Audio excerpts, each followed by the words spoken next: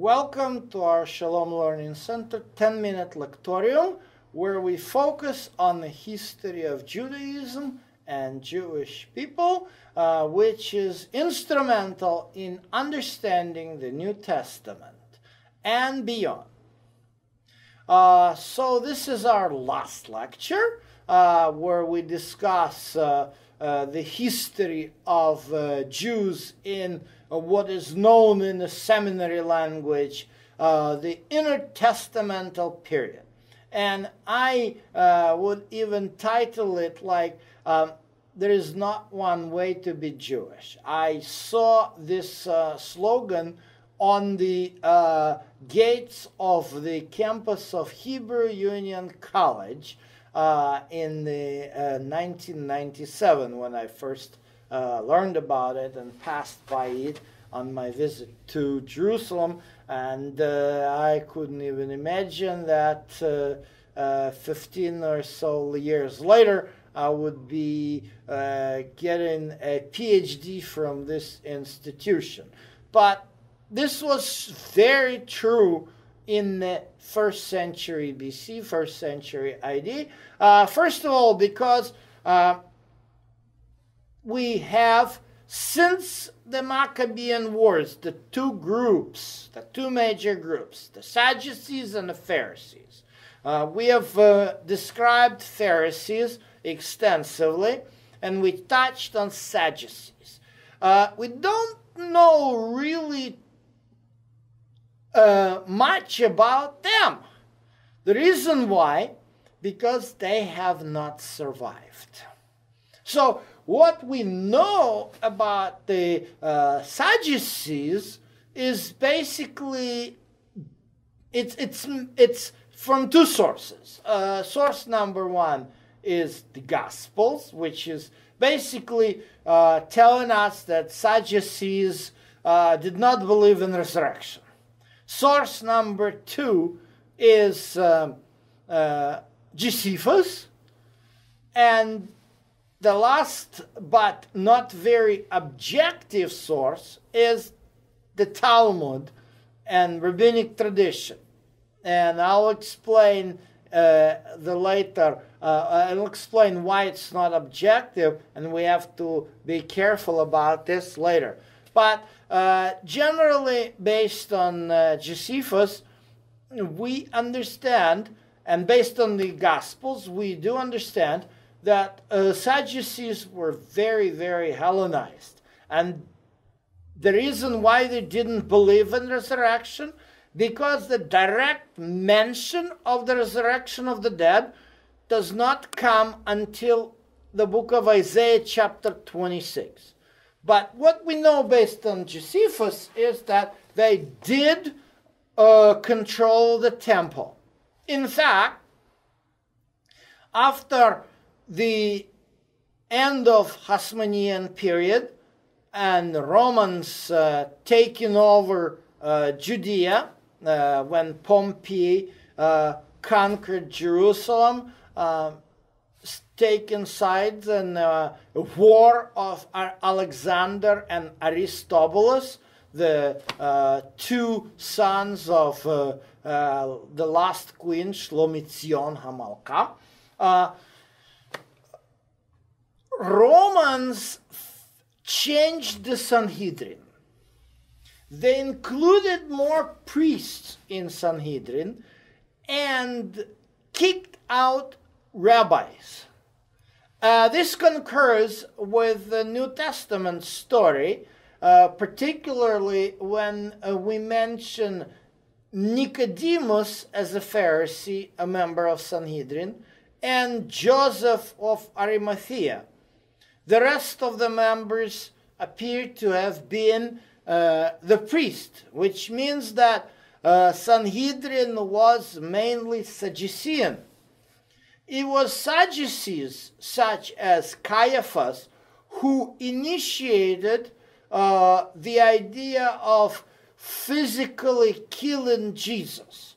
Pharisees, as we discussed in our earlier lectures, never had directly the idea to killed Jesus. Some of them who didn't agree with him, they debated him. They were trying to set him up on the knowledge of the Torah with the purpose to discredit him, though some did not, like the story of Simon, with whom Jesus dined at the time when a woman came and poured out the vessel of oil, before his death, and other examples of the Pharisees who were very friendly to Jesus.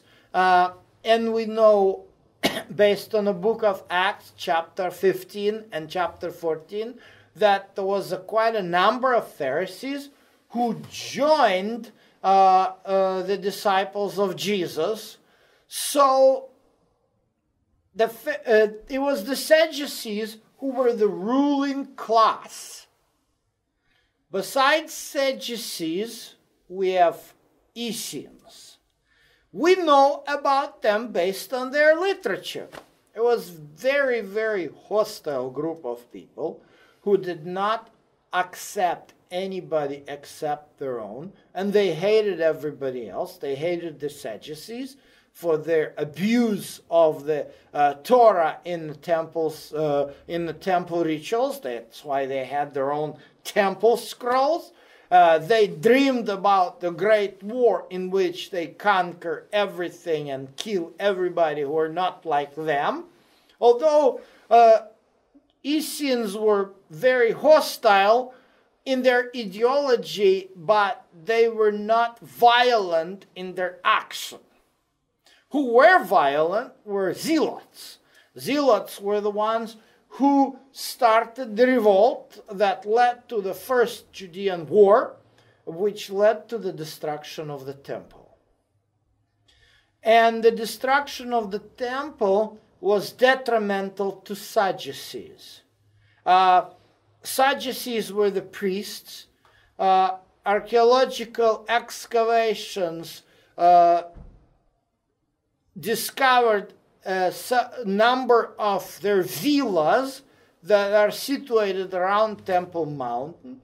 And so during the last moments of the temple, when the great fire broke out, they definitely were killed off. Pharisees were the only group of Jews in the first century that survived, because their leader, Rabbi Yochanan ben Zakkai, understood early enough that Jerusalem is doomed. Of course, he wasn't the only one. Christians were also had the same understanding. That's why as soon as the siege was lifted for a short period, they all fled, but they did it because Jesus warned them in his second Sermon on the Mount. That's the Sermon from the Mount of Olives, described in the book, recorded in the book of Matthew and in the Gospel of Luke. However, Pharisees came to this conclusion mainly on their own, or maybe they've heard some words of Jesus, just realized the last moment that they better pay attention. But their leader, Yochanan ben Zakkai, as the story in the Talmud tells us, pretended to be dead. They lowered him on the rope as if he was dead. He untied himself, was arrested by Romans and brought to General Vespasian. And he addressed General Vespasian with the words, "Vivat Emperor."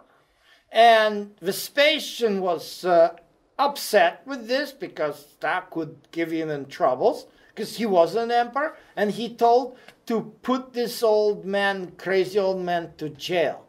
And later, when Vespasian was proclaimed emperor by the army, he released Rabbi Yochanan ben Zakkai from the jail and asked him, "What do you want?" And he said, "Just allow me and my disciples to go some village and we'll just study the Torah." And Vespasian agreed to that. This is how the Pharisees escaped inferno of the Second Temple destruction and formed the school in the town of Yavne, Jamnia in English, which is in Judea, and began to codify the tradition. So the oral tradition, which is referred in the Gospels as the tradition of the elders, which was the oral Torah, that's what was taught by the Pharisees. Now the disciples of Yochanan ben Zakkai, they were supposed to organize it and put it in writing. And so this process was going on from the destruction of the first temple for about a century and a half, and culminated in the creation of Mishnah, which is the document, first document, which codifies rabbinic tradition.